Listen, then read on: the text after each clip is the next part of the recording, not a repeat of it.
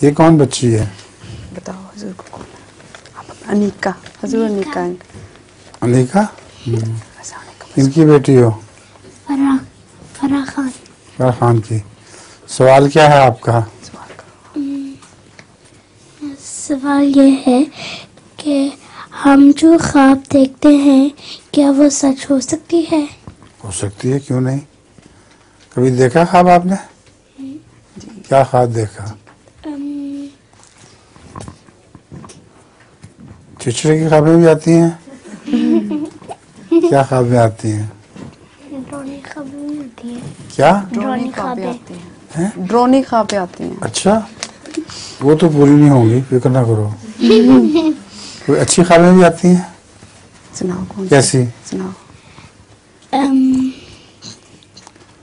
पास होने की या पास हो जाने की ख्वाब आई है कभी? क्लास में पास हो गई हो? नहीं आई? आई थी? फिर पास हो गई थी?